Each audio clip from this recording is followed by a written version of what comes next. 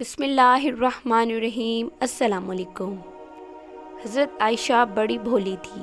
اس بھولے پن پر نبی کی محبت اور تعلیم کا اثر ہوا تو سادگی پیدا ہوئی۔ اس بھولے پن کی وجہ سے وہ دل کی پوری بات حضور صلی اللہ علیہ وسلم کے سامنے رکھ دیتی تھی۔ حضور صلی اللہ علیہ وسلم جس طرح مناسب سمجھتے نصیحت فرماتے۔ حضرت خدیجہ جو حضور صلی اللہ علیہ وسلم کی پہلی بیوی تھی، انہوں نے آپ کی بڑی خدمت کی۔ اسلامی تحریک کو آگے بڑھانے میں تن من و دھن سے اس کا ساتھ دیا۔ جب مکے میں قریشی سردار آپ کا منہ بند کرنے اور جان لینے پر تلے تھے، حضرت خدیجہ کی وفات کے بعد آپ اکثر ان کو یاد کیا کرتے تھے۔ یہ بات کبھی کبھی آپ کی بیویوں کو ناگوار گزرتی۔ حضرت عائشہ کے علاوہ دوسری ازواج مطہرات بڑی عمر کی تھی۔ وہ حضور صلی اللہ علیہ وسلم کا غم غلط کرنے کی تدبیروں میں لگ جاتی تھی، لیکن حضرت عائشہ کم عمری اور بھولے پن کی وجہ سے دل کی بات زبان پر نہیں آتی تھی۔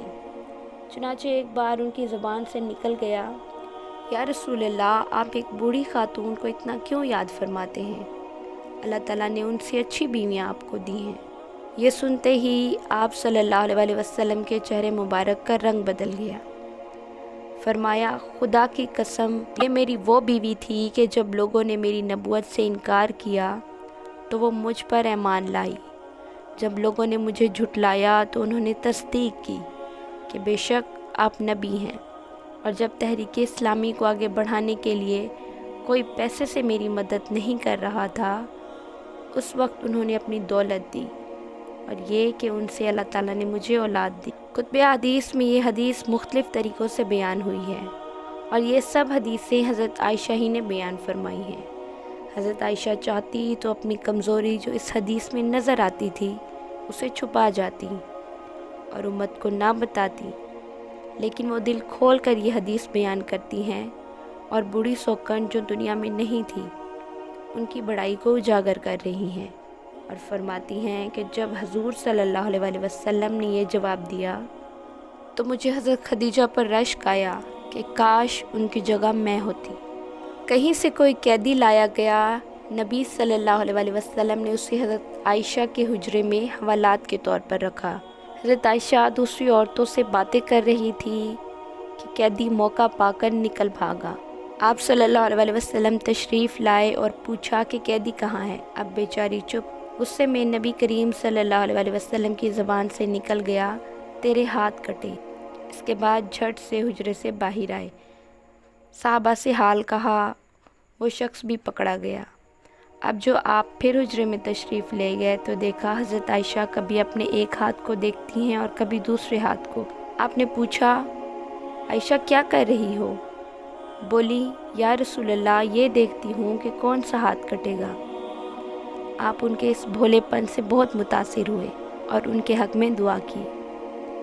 ایک بار کچھ یہودی آپ کے پاس آئے اور یہ سب کینہ پرور تھے، آپ سے بہت جلتے تھے۔ آئے تو زبان دبا کر السلام علیکم کے بدلے کہا السلام علیکم۔ السلام علیکم کے معنی ہیں تم پر سلامتی ہو، اور السلام علیکم کے معنی ہیں تم کو موت آئے۔ حضرت عائشہ نے سن لیا، جواب دیا، تم کو بھی موت آئے، نیز تم پر بھی لعنت ہو۔ آپ نے فوراً ٹوکا، عائشہ، نرمی نرمی، اللہ تعالیٰ ہر بات میں نرمی پسند فرماتا ہے۔ ایک بار کسی نے حضرت عائشہ کی کوئی چیز چرا لی، انہوں نے اسے بد دعا دی۔ بد دعا سن کر آپ نے نصیحت فرمائی، بد دعا دے کر اپنا ثواب اور اس کا گناہ کم نہ کرو۔ ایک بار سفر میں اونٹ کچھ تیزی کرنے لگا، حضرت عائشہ نے اونٹ پر لعنت بھیجی۔ آپ صلی اللہ علیہ وسلم ساتھ ہی اونٹ پر بیٹھے تھے۔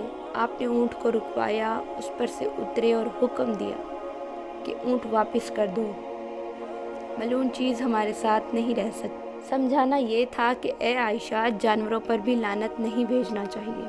ایک بار ایک عورت کے بارے میں کہا، یہ تو بہت چھوٹے قد کی ہے۔ آپ نے ٹوکا، عائشہ، تم نے غیبت کی ہے۔ ایک بار حضرت صفیہ کو پستہ قد کہہ دیا تو حضور صلی اللہ علیہ وسلم نے فرمایا، عائشہ، تم نے ایسی بات کہی ہے کہ اگر سمندر میں ڈال دی جائے تو اس کا کل پانی تلخ ہو جائے۔ اس طرح کے بہت سے دلچسپ واقعات ہیں۔ نبی کریم صلی اللہ علیہ وسلم نے ہر واقعے کے ساتھ حضرت عائشہ کے ذہن میں بلندی پیدا فرمائی اور حضرت عائشہ نے ہر واقعے سے فضائل اخلاق، اچھی عادتوں اور علم و کمال سے اپنے آپ کو سنوارا۔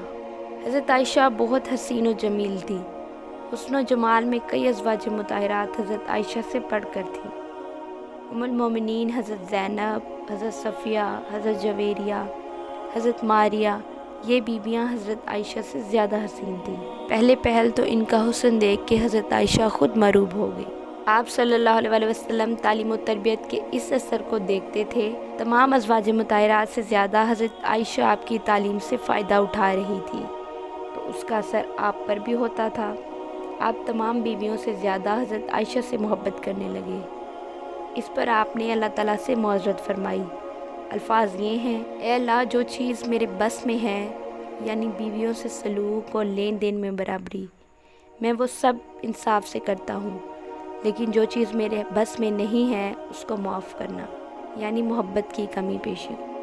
پیارے دوستو، اگر آپ کو ہماری ویڈیو اچھی لگی ہے تو ہمارے چینل کو سبسکرائب کریں تاکہ ہر آنے والی نئی ویڈیو آپ تک پہنچ جائے۔ ملتے ہیں کسی نئی ویڈیو میں، تب تک کے لیے اللہ حافظ۔